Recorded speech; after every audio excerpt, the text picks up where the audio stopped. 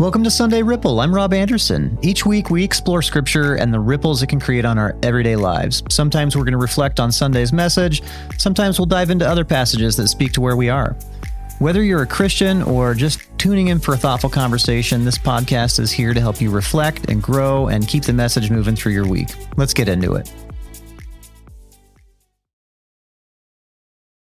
Hey friends, welcome back to Sunday Ripple. I'm Rob, and this is part 2 of the conversation Pastor Matt McCarter and I started on the table, Dinner with Outsiders. If you missed part 1, hit pause, go check that out first. We laid the groundwork for why meals mattered so much to Jesus and how sharing food can open spiritual doors in powerful and unexpected ways. Today, we're picking up right where we left off with Pastor Matt and I still at the table. Well, it's a figurative table, as we explore just how Jesus flipped the script on who belongs and how the simple act of eating together can become a doorway to grace. So let's jump back in.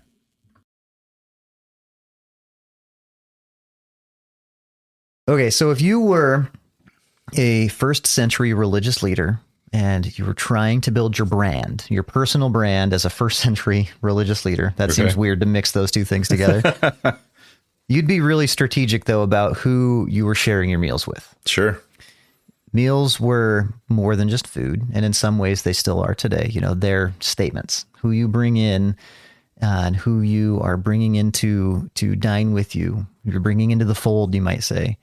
Who's in, who's out. That has influence over how people look at you. And one of the things I wanted to dive into today was Luke chapter 5. Okay.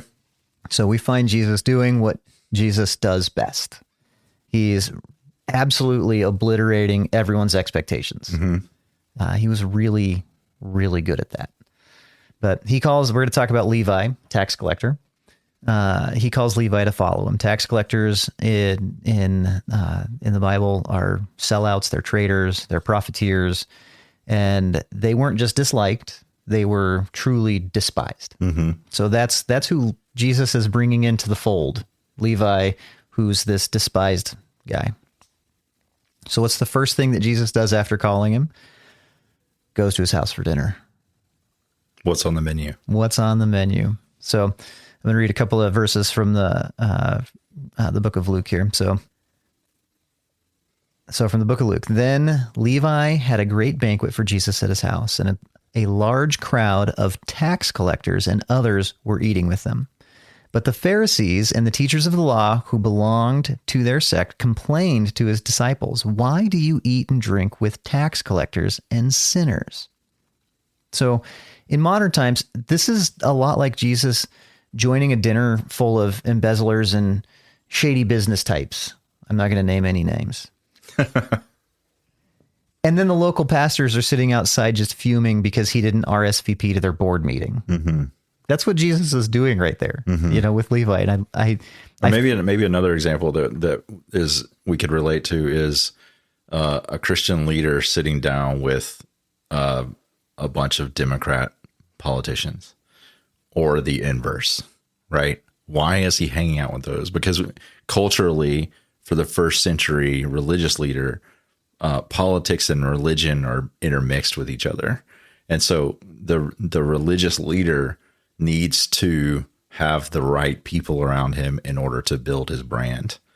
And anyone who would call into question his authority or ability to lead in a political and religious structure would undermine his ability to move forward in that process. Sure. Yeah. And so Jesus shows up and says, I'm part of a new kingdom here. I'm not building this political regime that you find to be so necessary in order to have authority here. I'm just here to love these people in a way that sets them free from the boundaries of sin, which breaks open everything. Right. Totally breaks open everything. It's funny that you would mention Democrats specifically, because when I was thinking about shady business types, I was thinking about a lot of Republicans that I know. Right.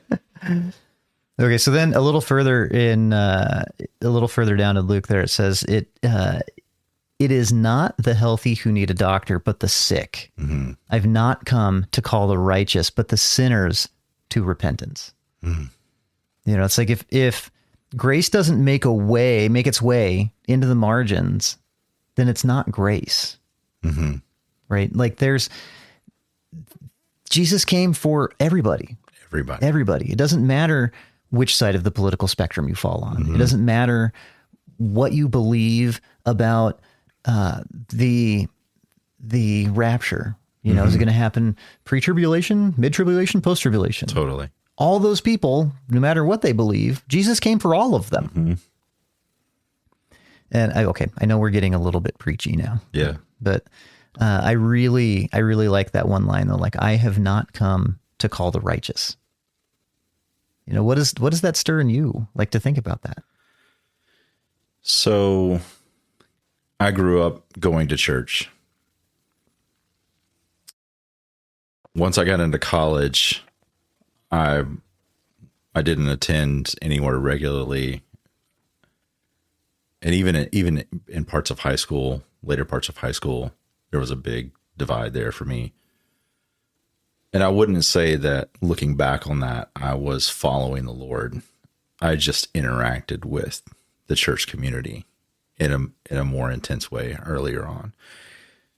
And so now pastoring, I can quickly realize the difference between quote unquote church people and non-churched people. I gravitate towards the non-churched people because I can relate to being the outsider, being the outcast. It's actually easier for me to connect with those people. It's harder for me to connect with the quote unquote religious crowd. Is that why you and I get along so well? Because you feel like I'm an unchurched person? That is not what I said. What I've had to learn in ministry is to love both of those people. And so when Jesus says, I've come not for the well, but the ones who are sick, he realizes that no matter what the person thinks of themselves, if they think that they're righteous, they're actually more sick than potentially the person who knows that they're in the wrong. I mean, that's the parable of the Pharisee praying and the repentant man who's at least I'm not like that guy. At least I'm not like that guy, you know? And so in church ministry, I've had to realize that God has called me to love both of those people, and to invite the person who thinks that they're righteous into a space where they can see someone who knows and loves the Lord in a way that might call into question what they think Christianity or their religious life looks like. So it makes me think when Jesus saying that, he's saying you're all unrighteous and in need of a savior. That's exactly It's just whether or not you realize that. The difference is one person has humility and the other person is proud. One person is boasting of what they've accomplished and how right they are, or right they think they are. Righteous, before the Lord. Yeah. Right. And the other person is, I'm a tax collector. I'm a prostitute. I know that I'm breaking all the rules. Yeah.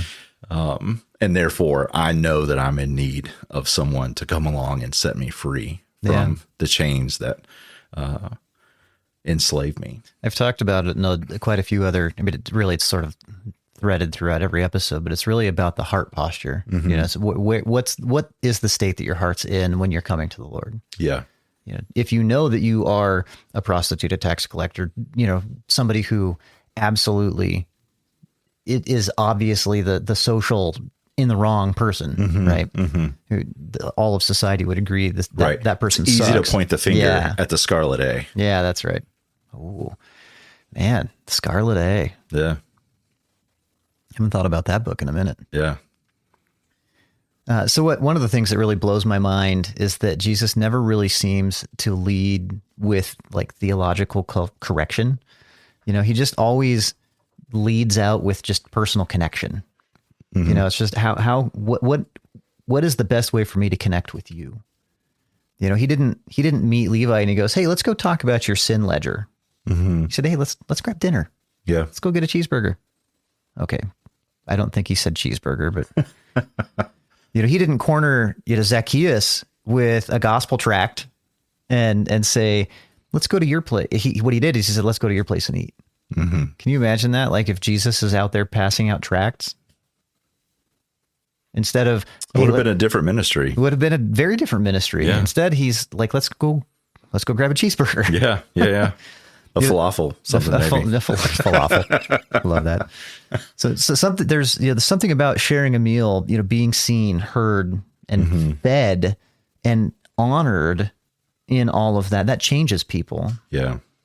You know, it's, I think one of the things about eating a meal with somebody is that it's really disarming. I think maybe you'd said something about it in last week's episode, how it sort of proves that we all have a common need to just, we have to eat. Whether I like it or not, I have to eat. But it opens up this spiritual door that judgment just can't open. And I love that about food. That's right. I love that about food. Yeah. So that's one of the things, kind of taking it back to my wife's coworkers, you know, that's something that we saw with them. You know, it's like they weren't looking for this, you know, a religious argument. They wanted community. They wanted a place where they could just feel like they could rest and take a breath. Right. You know, in a place where I can let my guard down. That was literally my next line. I have in my script that's in front of me right now. Yeah. For a place to let their guard down. Yeah. You nailed it. It's like we're on the same page. You're not even looking at my script either. It's impressive. But in offering that, though, you know, week after week, I think we were doing it like Mondays or something, or Fridays. I can't remember. It was one day a week, one of the ends, I think. But we found ourselves preaching the gospel without ever opening the Bible because our lives were the message. Yeah. You know, and that's what Jesus was doing. So you've probably experienced that where connection comes before conviction. What has that looked like in your own relationships? So this is something I've had to learn the very hard way. There are certain people that I really want to know the Lord, that have had close relationships for longer. And with those closer relationships, I feel the need and the drive and the time frame to want to not come in with my own convictions or convict the person, but there's a sense of urgency for the Lord to capture their hearts. And I think part of that is because I know the difference between what some people, I think many people within America live within a Christian ideal, but they don't know the Lord. And when you know the difference from being able to say the Christianese thing and you know the freedom that Christ offers you through the cross, letting someone linger in that, I find to be, I can't stand it. Turns out those people for me were my parents. Oh, interesting. They were the people that took me to church. And yet, once I started following the Lord, I could tell the difference between we go to church sometimes, we call ourselves Christians, but the lack of fruit is evident, you know? Yeah. I can see more intimately the prisons that the chains that you inhabit because I had them and now I'm on the other side of that freedom. Not because of what I did, but because of what God did in me. And I can't stand to see that continue to rob you of life. It's almost like looking at you know, just having a relationship. Let me start over. I got to think this through. It's almost like before being a Christian, and then when the Lord saves you, and you live in this freedom, and now you've got this relationship with the Lord, and you can look at your friends that you were hanging out with before that, and be able to say, like, I'm not like that anymore. But then when that's just sort of step one, and then you can sort of go to that next layer of relationship with the Lord, where suddenly it's not just a Sunday, Wednesday, I'm showing up. Now I have an intimate, life-changing, fruitful relationship with the Lord that goes well beyond just saying the sinner's prayer and now I'm a Christian. Get on with life. Right. I've said the prayer. Now I can do the things that I want to do freely. Yeah. And without feeling bad about and ask myself. for forgiveness. Yeah. Just keep that flow going. Yeah. So early on, coming to the Lord, I'm in this desperate need to see my parents free of that. And the conversations that I had with them did not go well. They're laden with, I need you to do this. Looking back, I can see my own error in communicating poorly with them, partly because I was still dealing with my own brokenness, and partly because they're not ready yet for whatever reason. So after many, many attempts, and it feeling like this just isn't landing, I resolved to not being the voice that spoke the gospel to them. And I just started asking the Lord, you have to bring in the people that will allow them to meet you. You've got to have another voice that will come alongside them, be friends to them, mentor them, lead them into truth, you know?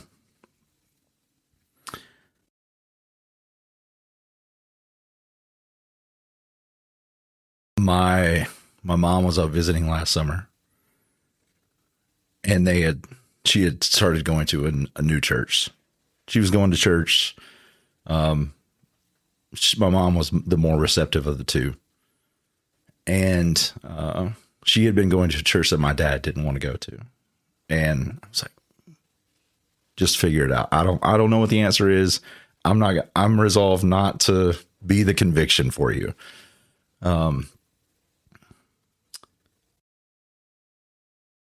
They started going to a church that I never would have picked to go to.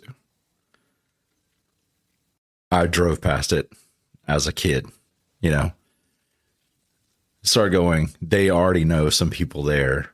Mom and dad are both, all of a sudden invited to this dinner party. It's that church's regular routine to have Bible studies and connection groups. And then my mom comes and visits, and my dad's still at home. And my mom tells me, your dad is going to those things without me there. And that's when I knew. That's when I knew that something had shifted for him. And it had nothing to do with me. Oh man, that's the greatest sign of the Lord has made a change. Yeah.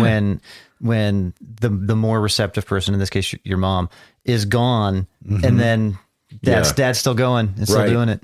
There's some internal motivation that's changed. There's something drawing him in, and that was Jesus. Yeah. So last February I got to baptize both of them, which was just incredible moment. That's outstanding. Yeah.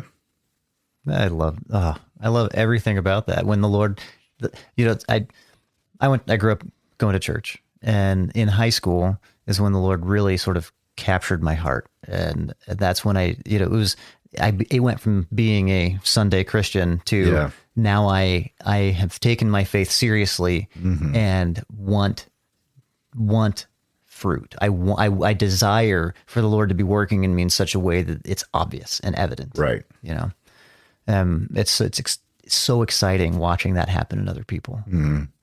That's great. So cool. Oh, thanks for sharing. And to go from conviction to connection, what better way of connecting with them than over baptism, you know? Yeah, and that shared moment of, hey, this happened and I've been praying for this moment and now it's here. Yeah, those answers to prayers, being able to see that too, and know that I made this decision. I Right. left this up to the Lord, and Yeah. the Lord completely came through Right. in the most wonderful way. Yeah. And it didn't involve me at all. Didn't involve me at all. And it's to me that it proves his providence in what he's accomplishing. That not only can I open up my home and allow him to work within me and within the bounds of my safety net, but giving up people to their own and saying, I trust you to figure this out. Because in the end, it won't be my words that transform a person's heart. It will be the Spirit working in someone who is coming to you. So That's great. yeah. That's great. All right. So this is a rhetorical question here. So let me ask, who do you eat with? This is a question for you. This is a question for you listening right now. And I'm not trying to guilt trip anybody. It's just an honest question. Who do you eat with? Because our tables reveal more than our taste in food. They reveal our posture toward people. Are you intentional about inviting in people who are far from faith, or are you just far from feeling, or maybe they're far from feeling like they belong, right? Mm-hmm. And I'm not saying that you need to turn every Tuesday into evangelism spaghetti night, but if you do, you know how to get a hold of me with the little text link in the top of the description of this episode, because I'm all about spaghetti nights.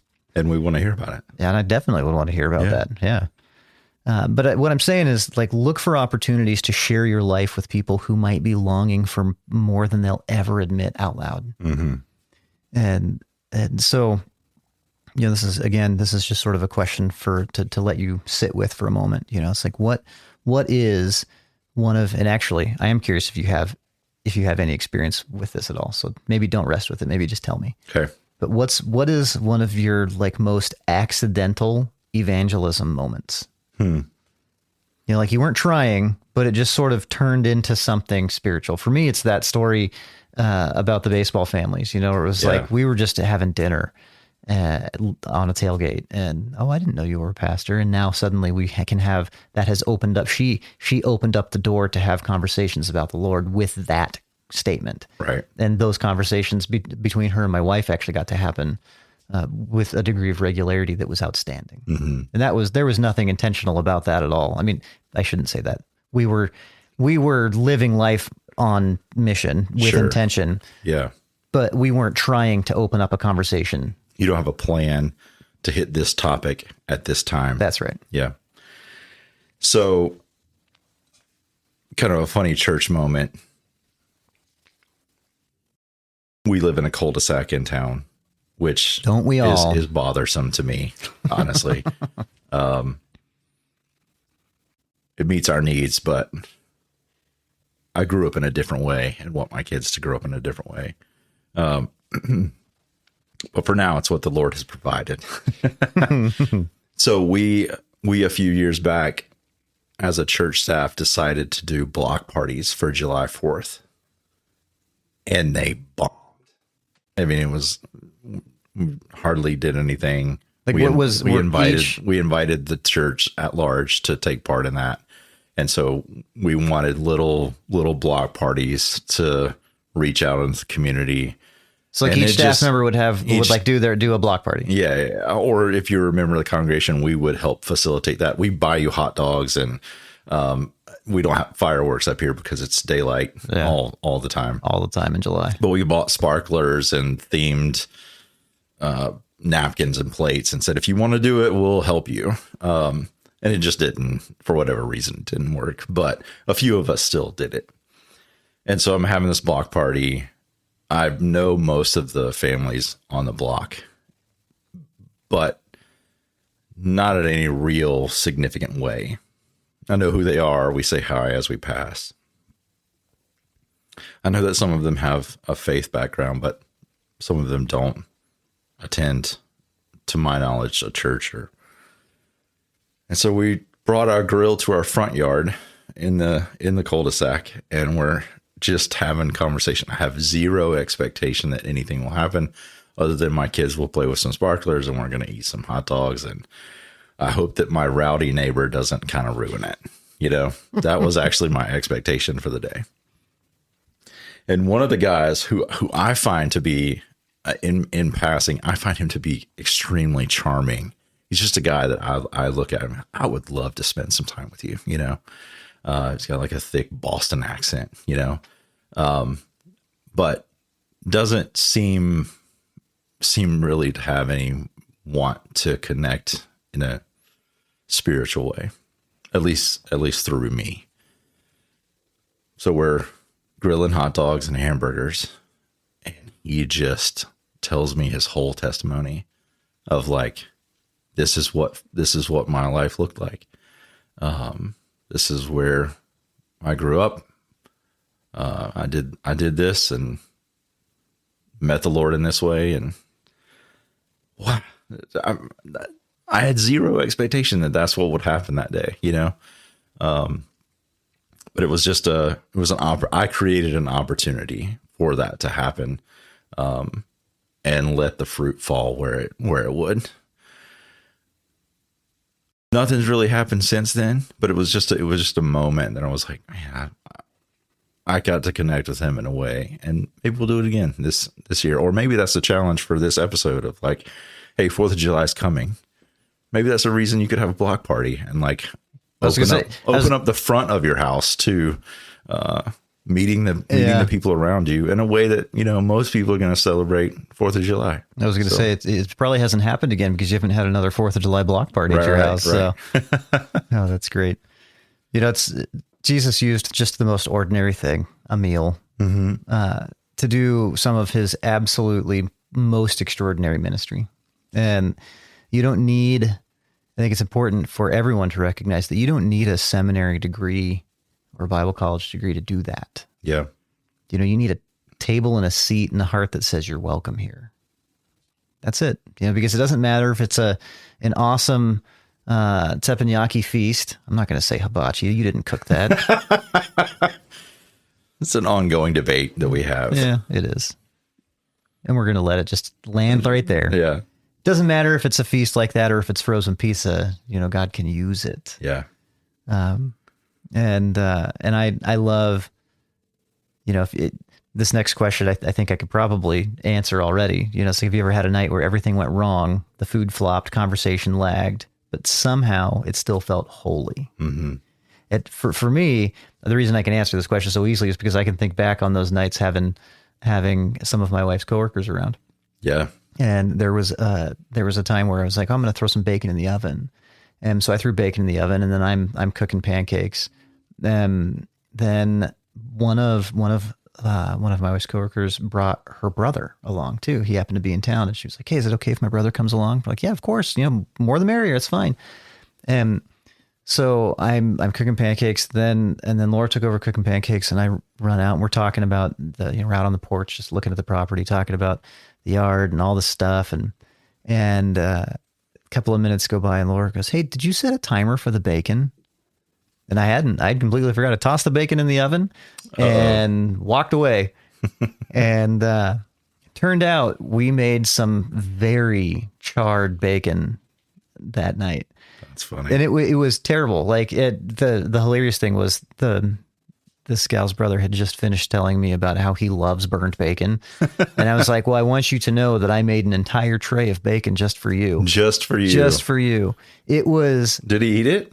He ate quite a bit of it. Yeah. But I didn't eat any of it. I was like, this is disgusting. This is terrible bacon. But yeah, everything went wrong. It was, I mean, I shouldn't say everything. The bacon went wrong, which might as well be everything. Right. It's such a crucial piece. Especially when you're having pancakes. Yeah. Pancakes are just bread. Bacon's worth it. So I don't know if I've told you this story before, but my wife is one of 13 kids. And this was last summer, I think, sometime. And I felt the need to, with 13 kids, there's not just open access to her parents. We've got to schedule that and make it happen, be intentional towards having them over or us going there and connecting with them. And it just so happened that I felt like, hey, we should have them over. We'll cook hibachi. Teppanyaki. And it was kind of a spur of the moment thing. And they said yes. And so we start preparing the meal. And then her parents say, hey, can Tim and Jim and Terry Fortner come over with us because they're in town from Anchorage. And it was kind of one of those moments where like the intention of our invitation was to like have conversation with you guys, to connect with you. There's already limited space to do that. But their friends are in town and they come over anyway, or not anyway, but we say yes. Yeah. So we're getting there. My intention is still to have some kind of like conversation that's meaningful and connect with her parents, but we're going to do it with Jim and Terry. That meal turned into Maranatha and I watching what felt like teenagers connect with each other. Here, I mean, there's these two 70-year-old couples, and they're just like bantering and laughing and having this grand time. And I'm sitting there like, this is exactly not what I wanted to have happen. You know, I felt the need to connect with them, and you guys ruined it. All you were was a chef for somebody else's, double date to happen. Totally. We paid for the meal. We cooked the meal. We had them in our home, and had to clean up after everybody. Had to clean up, and we're sitting them home with the leftovers. It was great. I enjoyed the time for what it was, but I had to check my own heart in the middle of it. Like, this isn't working out. That is, you have an intention in moving towards some things, and when it doesn't work out, you wonder why you put the effort in. And I guess that goes back to the story about my parents. You don't really know where or how God is going to produce the fruit. We're just obedient along the way to do the things that he's called us to. And hospitality just so happens to be one of those things that he wants us to experience. And he gifts us with the ability to do it, to enjoy it, to get better at it, to feel more comfortable at it, and to see the fruits of our labor be produced by him through us. And what a beautiful thing to experience. It is beautiful. Yeah. Yeah. That's great. I love that Jim and Terry ruined your dinner plans. Yeah. With your in-laws. I actually hope that they listen to this, because I don't think that they know that. So here's what we've uncovered so far. Jesus has a way of turning meals into ministry. He didn't reserve a seat for the religious elite. He made room for the broken, for the outcast, the overlooked. And in doing so, he challenged the status quo of who deserves a place at the table. We've talked about how meals can be more than just meals. They can be sacred spaces of connection. And how sometimes the gospel doesn't come wrapped in a sermon. Sometimes it comes wrapped in a tortilla. Whether it's dinner with coworkers or hot dogs with a neighbor in a cul-de-sac on the 4th of July when you don't really think anything's going to happen, or if it's inviting someone over who sees the world differently than you do, hospitality can be holy. So maybe that's the invitation for us today. Take a look at your guest list, literal or metaphorical, and ask, is there room for someone who wouldn't normally make the cut? Because when we open our tables, we open our hearts. And when we do that, God often shows up in the most unexpected ways. So we'll keep unpacking this more next time in next week's episode as we look at how the early church built a movement around shared meals and radical welcome. But for now, let this question linger. Who's missing from your table? Until then, small ripples can make a big impact. So go make yours.